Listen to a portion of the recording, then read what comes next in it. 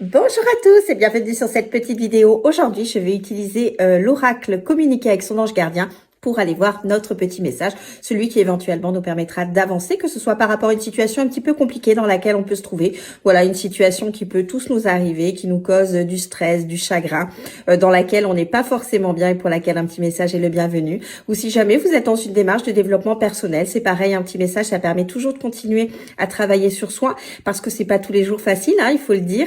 On a des hauts, on a des bas, comme la vie est faite. Et bien, ce travail intérieur, c'est pareil. Des fois, c'est un petit peu les montagnes russes et un petit message, ben, ça permet toujours de continuer à faire ce travail intérieur qui, dans tous les cas, est toujours bénéfique pour soi.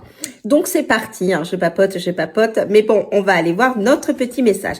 Donc, vous savez comment ça se passe. Vous avez simplement besoin de penser à vous-même, à votre situation ou à accueillir le message qui va nous être donné. Il vous parlera peut-être et si c'est pas le cas, c'est pas grave, vous inquiétez pas. Dans tous les cas, vous prenez si ça vous parle. Si ça vous parle pas ou que vous n'avez pas du tout envie que ça vous parle parce que bah c'est ok aussi, et ben vous le mettez de côté et voilà. Allez, nous avons eu notre petite carte. Ouh, j'aime bien. Nous avons eu la carte les bienfaits de la solitude. J'aime beaucoup cette carte parce que, en fait, souvent la solitude, ça va être associé à de la tristesse.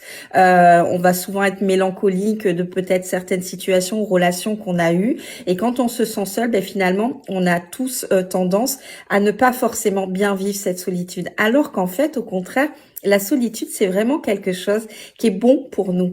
Ça nous permet de nous retrouver, d'être en phase, nous, avec nous-mêmes. Quand vous êtes seul, ben, il n'y a que vous. Hein, donc, ça permet de se poser des questions sur soi, de faire un bilan sur nos relations, sur notre vie. Est-ce qu'elle nous correspond? Est-ce qu'elle nous correspond pas? Est-ce qu'on fait des choses avec plaisir ou par obligation? Et ça nous permet aussi de savoir ce que l'on veut faire de notre vie et ce que l'on ne veut pas dans notre vie.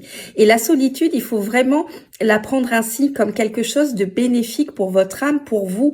Donc, si à des moments donnés, vous vous retrouvez seul parce que, imaginons, votre relation s'est terminée ou parce que les personnes qui vous entourent ont peut-être un petit peu moins de temps à vous consacrer, mais essayez de le voir comme étant une opportunité de vous retrouver, vous, avec vous-même. Vous savez, vous êtes la personne la plus importante de votre vie. Et votre vie, c'est vous, le créateur ou la créatrice de votre propre vie. Et c'est quand même intéressant de construire une vie qui nous ressemble, une vie qu'on a envie. Mais pour savoir ce qu'on a envie, eh ben, il faut passer du temps soit avec soi-même.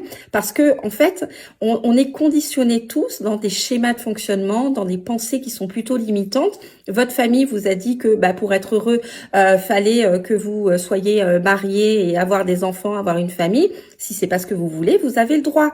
Mais ça, il faut pouvoir en prendre conscience parce que finalement, on se rend compte qu'on va tous faire des choses parce que c'est ce qu'on attend de nous.